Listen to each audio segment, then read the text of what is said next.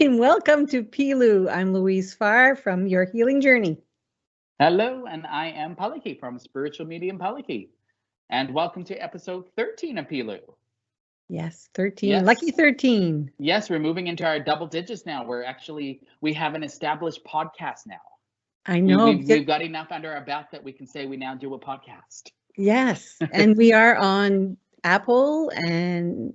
Yes, that's a new addition this week. We got it on iTunes. So you can find us as Pilu on iTunes. And we also found out that we are on Amazon Music and I believe Audible, but I think those ones are in America. So if you're an American client and you're listening to these, do look for us on those platforms as well. Excellent. So yes, and we happen to be doing this on a astrological, it's full moon energy. Yes. So it's coming into the full moon energy, and I think that's good because it was full moon last night, wasn't it? Yeah, it was full moon around 4:19 this morning. Yeah, so it's last night and tonight then. So it's sort of like energy carries over 2 days. So we're sort of like in that cusp of the full moon energy, which is exactly what we want it to be because we have sort of changed our style format a little bit. So what we're going to do, like we mentioned, we pick a new topic each week.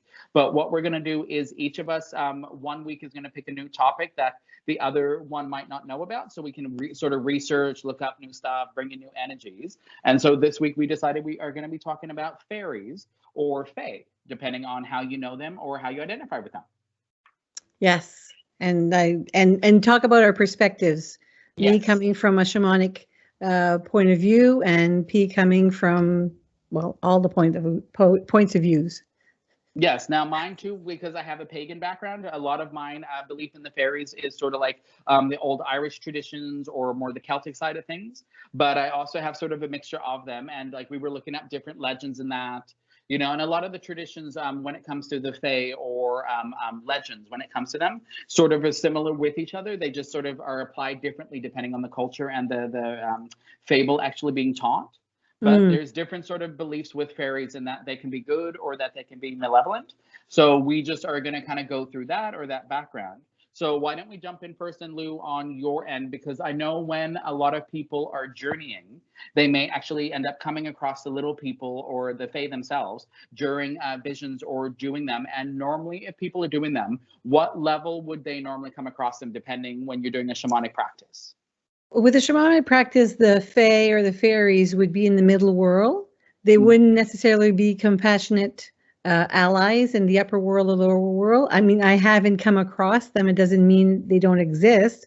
But from my own experience, when I do work with the fairies or fays, it will be here in the middle world. It'll be here on Earth. And on our property, there's plenty of them. There are plenty. And I try to keep, the bushes and the trees and the different areas where I know, I've sensed them. And I think years ago, we were doing some drumming around the sacred circle, sacred fire. And there were people that saw them. They saw the presence, like the energy of fae, of fairies. And I think the majority of us did. Like once they noticed where it was, and I knew when they pointed out where they were, I said, yes, that's where they are. So I confirmed it for them. It's not something that they saw, in their minds and stuff. But they can be little tricksters. They can hide your keys. They can, do all kinds of little things like that. I've never come across any of them that were hurtful or mean or anything like that, but they just like to make your life a little bit more difficult. Yes. Yeah, it's true. Now, I think we should elaborate too. When we're talking about fairies, a lot of people are oftentimes thinking of sort of like the Disney version, where you'll see that. And that is what we would refer to as Fairy fairy. So that is a fairy, as in sort of the positive one. Then there is Faerie. So they are the fae fairies. They tend to be what people would consider, like I said, the more malevolent ones, or they're more the ones that they say if you don't appease them, they'll be the ones who hide your keys. They'll be the ones who disrupt stuff. And normally when I'm telling people about fairies, I'll explain to them that they are more like elemental spirits. So the way that I Yes. work with them is they're elemental spirits that are directly connected to nature. So myself, when I'm working with the fairies, the FAE style of fairies, those are the ones where I will tell people they're used to working in nature and they hold the balance. So if you respect their space, if you respect their energy, then they tend to work with you or respect you. So now for me, whenever I move into a property, one of the first things I like to do is actually meet the fairies of the property, or I like to put out offerings to the fairies.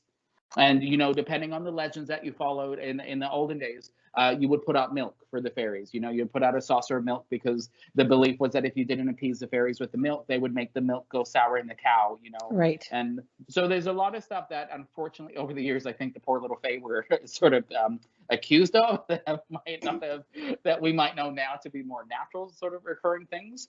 Mm. But there are definitely different traditions when you break it down. And when Louise is saying, kind of from the standpoint of like the middle world, like working in the middle ground, for those that are not aware, when you work in shamanic practice, there's the middle world, the upper world, the lower world. Each one bring different visions, different teachers, or different sort of helpers. And when Lou says the more the middle world, that does make a lot of sense, where the fae tend to be sort of the elemental ones, which we would consider our level. So we would consider the middle world like our realm or our sort of intention or energy. Yeah, because in shamanism, the upper world and lower world are non-ordinary reality worlds. Mm-hmm. It's a compassionate realm that's there. Here in the middle world, it's not necessarily compassionate. Everybody has an agenda, and so do the fairies. The fairies will have an agenda. They'll say, "Oh, she's having a sacred fire tonight, so let's have fun. Let's play." Yes. No, I love fairy energy. I tell people I love fairy energy, but it is one of those, I also tell the fairies, like, don't come in the house. Or if they're in the house, I'm like, put the keys back. Or, I'll actually say stuff to them. I'll go like, definitely put your stuff back. Because if you've ever been in my house before, and Lou knows it, like I have fairies all over. I was fortunate when my sister passed that I inherited her huge fairy collection as well. So I've combined hers and mine into sort of like this amazing fairy collection downstairs. So, but I have them over in that sense. And then also I put out fairy houses in the summer. So I've got like a whole little fairy village I set up, kind of thing. So there's many different ways to work with them. But normally the way that we're explaining, like Lou said, they love to come and dance and everything. It's normally really more about respecting them as another entity or another energy, and not so much looking at them as somebody that you can tell to do something or that you should expect to do things for you. Exactly. I had a client that contacted me, and they had moved to a new house, and there was a lot of things happening. And it was, a new build also. Yeah. But when I journeyed with my Compassion Helping Allies, they showed me that this subdivision had been, built in a fairy realm. Yeah. Yeah. And there was a lot of disturbance that was happening. So this family, they were witnessing a lot of things happening inside the house. So I proceeded to, direct them into getting a bowl of, salt water, and if they had a shaker, or they had, to sort of bless the land, to sort of introduce themselves to the land. And also start introducing themselves to the fairy realm, to the the little people that lived on their land, and say, whatever, we're going to live together here. We apologize for the disruption. Please, show us or let us know what you wish for us to do, so that we can work together, so we can live in harmony. Yes. So they were able to do that, and they and things calmed down. Like it calmed down in the house and everything. And I said, we have to be respectful of the animals on the land, or the fairies, or the elementals and everything, because it got disrupted.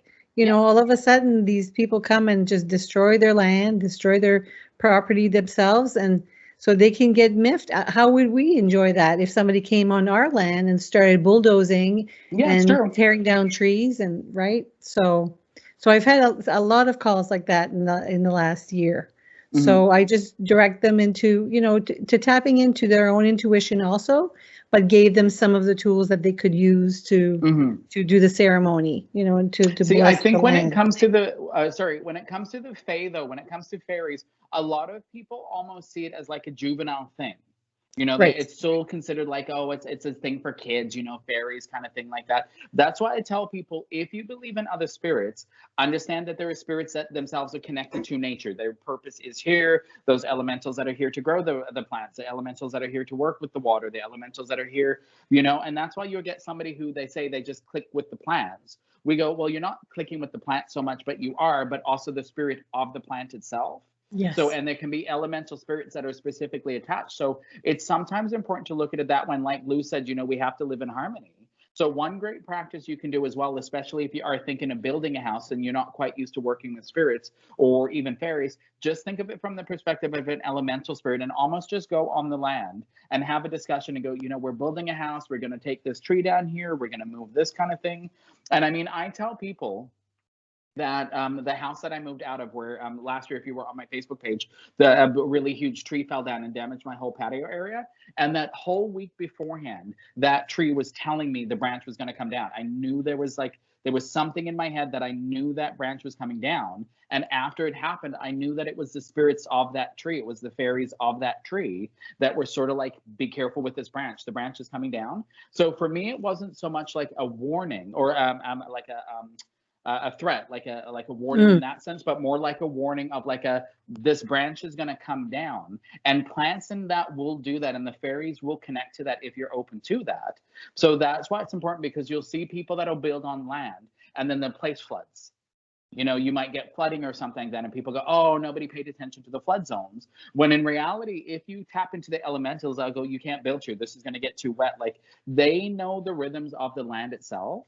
And, a lot of people often think we go to angels for help. We talk to our deceased loved ones for help, but we're living on a physical planet with other living entities, other sentient beings. But oftentimes we're not taught to work with them in the same level of importance that we are with things like angels or with other, patterns like that.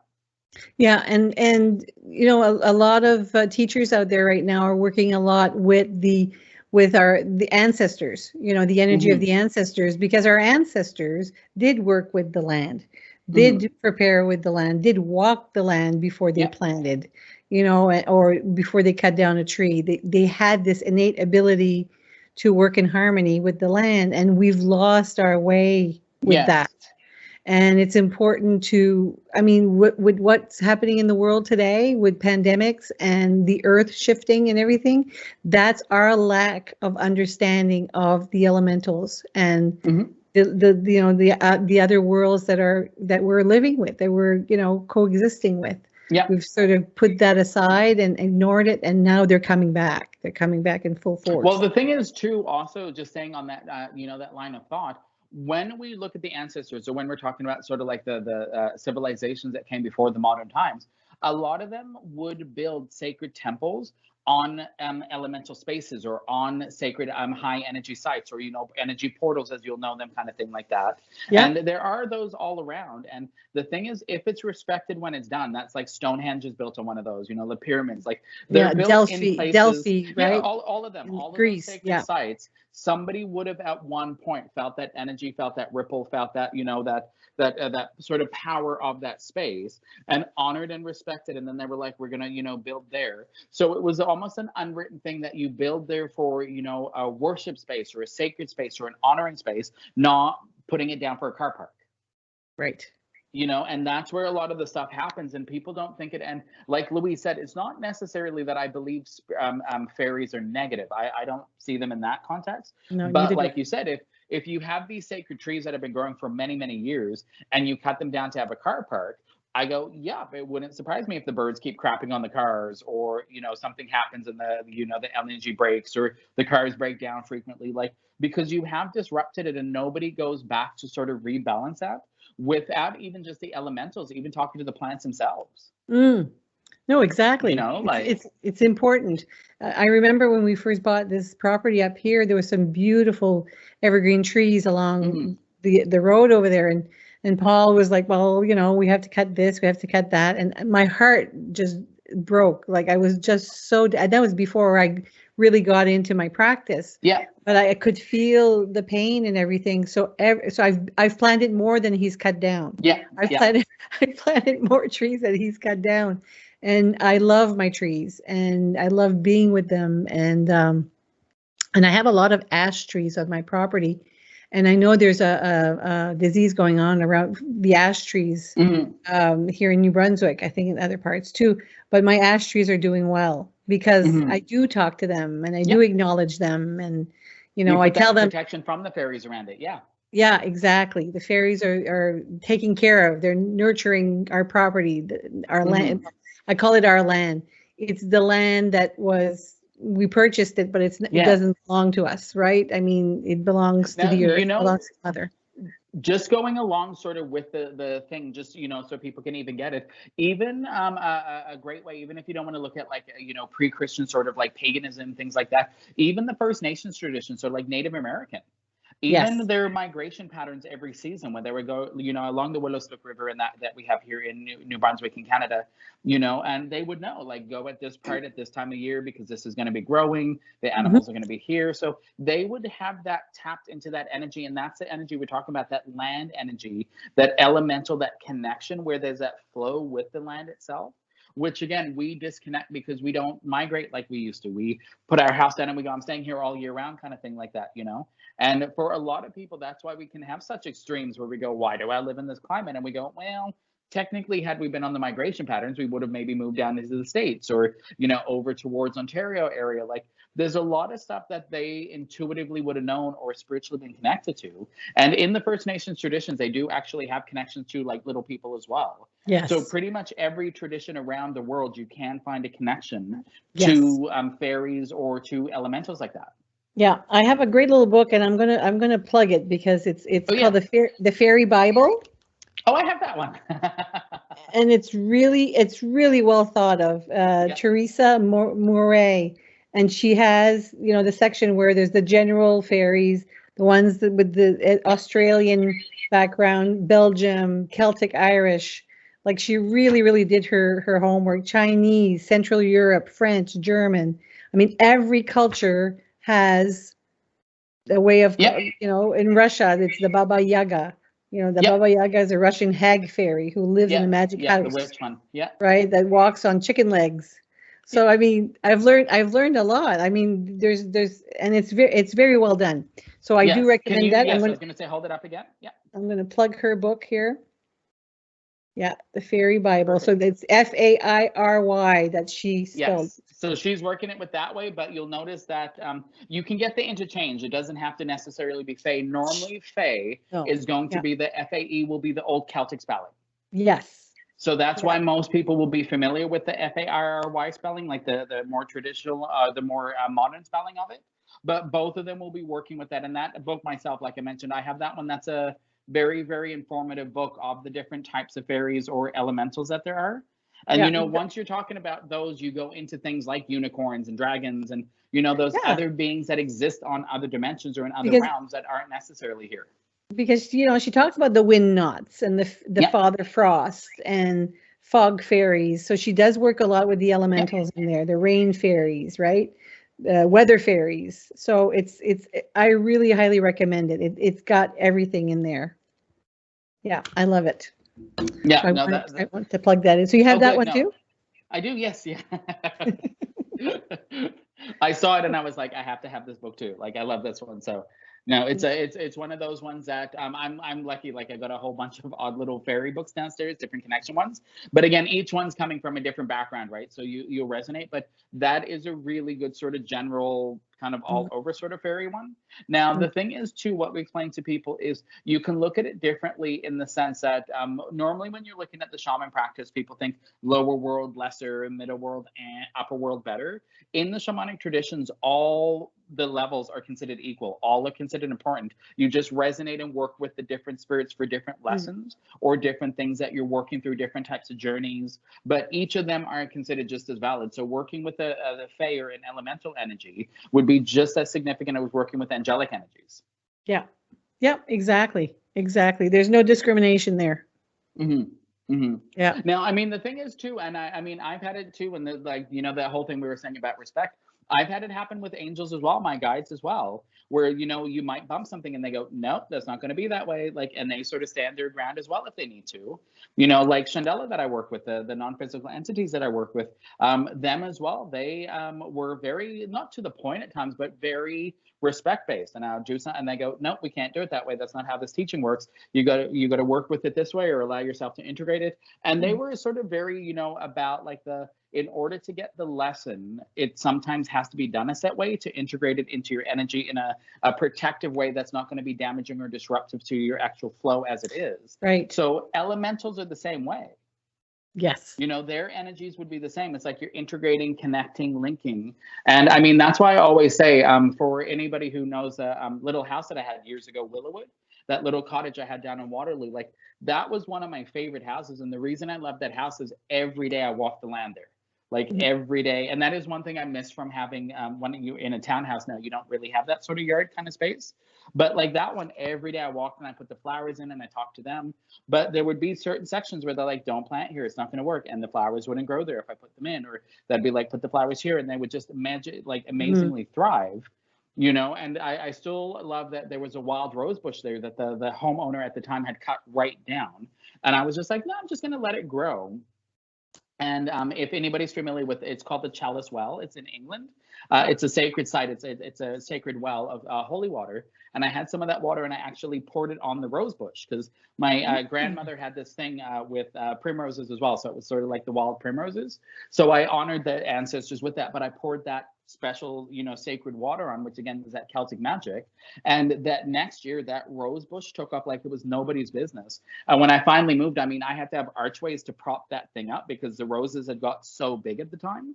So you got stabbed a lot too. Oh yes, you helped me put those archways up. Yes, those were they had those tiny little thorns that just enough to catch you and enough to poke you, but not enough that you can avoid them. Oh my! I'm glad but you I did also it. think too that's the because that one too, like I was trying to like shove up the roses, so that one too, I think the roses are like gentle slap back, kind of thing, like. But when they were up, they looked gorgeous. It was beautiful, but Paleki was like cut all over. Yeah. But to me, again, I think that's one of those, working with that kind of thing where you go, I don't want to cut you down. And it was one of those, I moved that particular rose bush at that time because it was coming over the pathway and it was getting dangerous because it was catching clients as they were arriving. So I had to actually physically move it. That's why I sort of had to do that one. But that rose bush fought me. That one was like, no. And again, it was like, I'm doing this for your benefit. I'm not like, and then when I finally got it up, it was happy, grew over, continued kind of thing. It's still there on an archway now, I believe. The new owners still have it up, if I'm not mistaken. So, when things take off and they know you're going to honor them and respect them, they definitely work with you. And that's something that you can get in the habit of, especially if you want to get in the thing of doing outdoor rituals or outdoor ceremonies, because then you can feel the energy on your land. And I know that's what you did when you set up your sacred fire. Yes. Oh yeah. I have lots of land where I am, but Paleki knows our property. And I did some dowsing, and I checked where the best spot would be to have the sacred fire. Yeah.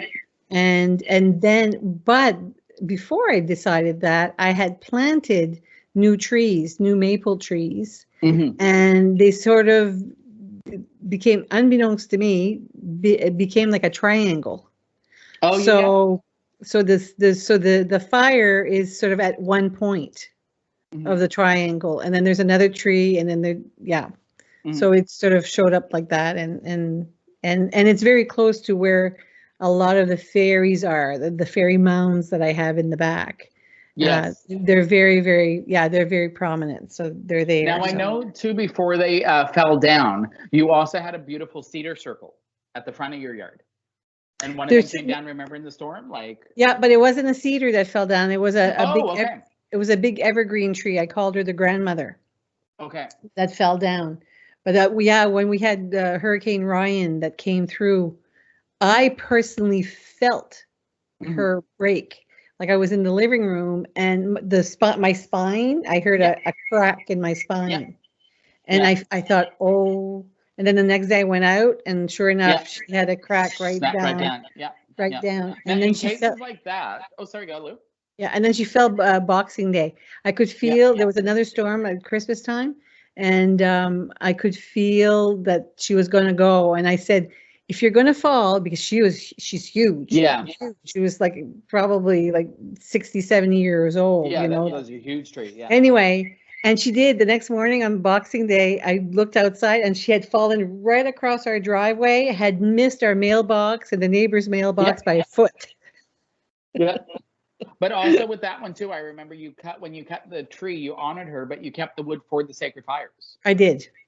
Yeah. Yeah. So again, there's a whole lot of stuff that we're trying to say to you guys today.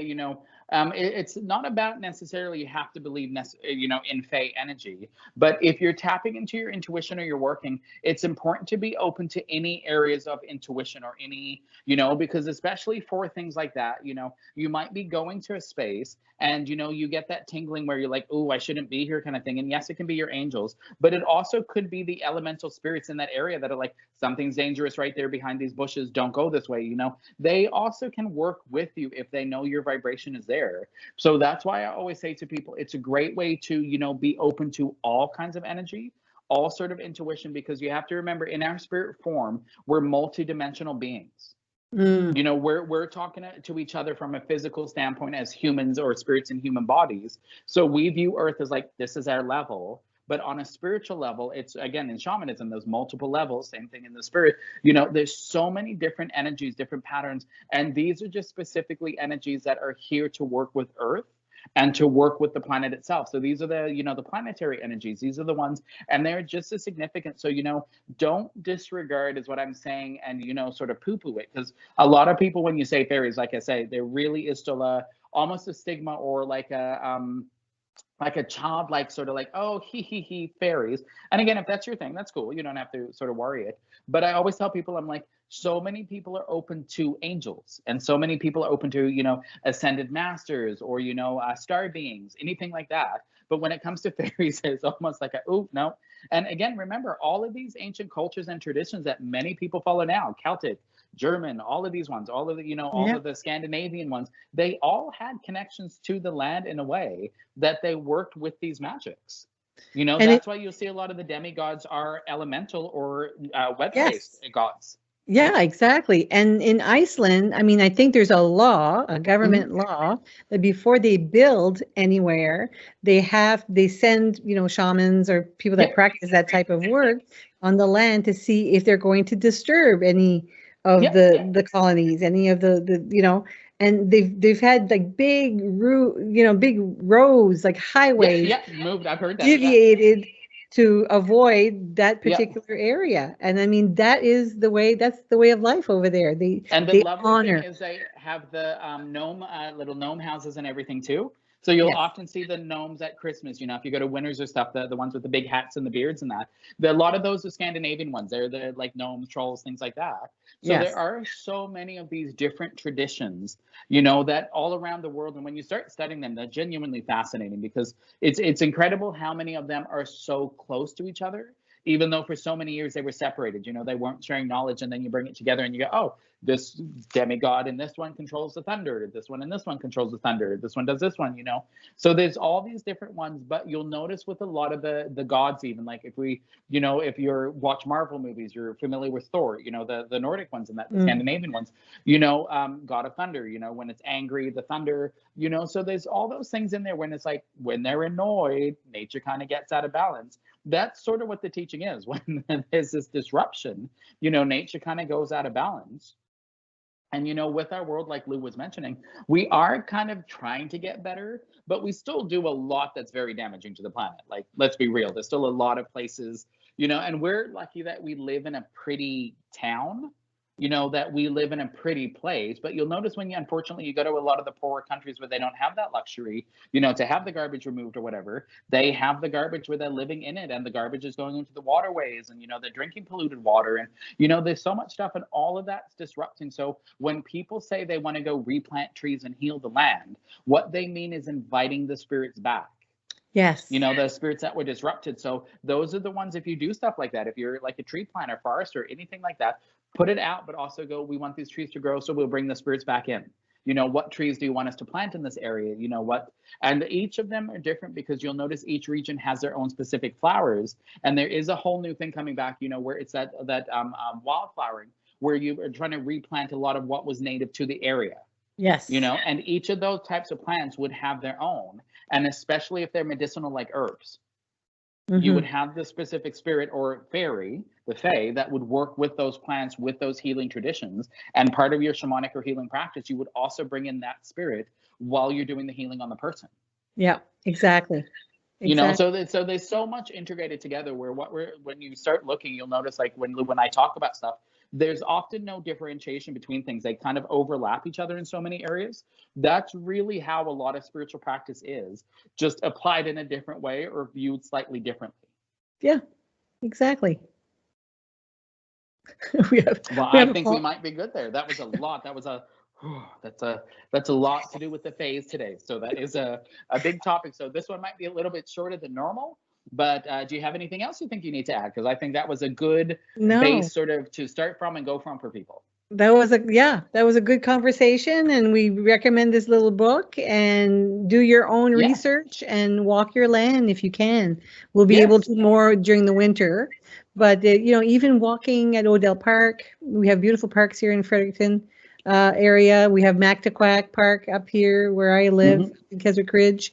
The paths are open, you know, snowshoeing, anything like that you wish to go and connect with the elementals and connect with spirits of the land. The land will talk to you. It will talk to you if you give it a chance. Now, one thing you can do if you want to do that too, always make sure you do take an offering for those elementals. Yes. And again, in the native traditions, it's tobacco. You want a tobacco to the great creator. You know, there's different ones, whatever you feel is sacred. You know, some people like to leave a crystal for the fairies, just something where you're honoring that space, you know, like sacred water. Like I said, that chalice well water that I use. You know, there's a whole bunch of different stuff you can do, but almost turn it into a bit of a ceremony while you're going for these walks, because you'll be surprised how things start pitching up. And, you know, you might do this thing where you're sitting and then suddenly you look over and you've worked with the fairies. And I've done this with Lou before, where you'll be sitting and then you look over and suddenly there's a tiny little yellow wildflower that was just sort of tucked right there that you've never noticed, you know. And people have been with me before, and because they know, like, I have a thing about fairies, and people have been with me before where we'll talk to the fairies and you'll walk through and they'll be on the trees. You'll see one leaf that is just sort of like going mad, like the one leaf sort of goes off. And people have been with me when I show them that. I go, look, they're waving high. And when you wave back, the leaf often stops. But you'll have things like that where I go, it's not just the wind, because it's that one leaf where they're trying to get your attention. And I always like, hi, how are you? Nice to see you again. You know, and then you'll notice the animal totems. I work with animals often as well. Like, there's so many different areas where you can go into, and that's why, you know, that's why Lou and I want to sort of make as many different areas available in the podcast for people depending on your thing. But a lot of what we do, again, we have to explain it.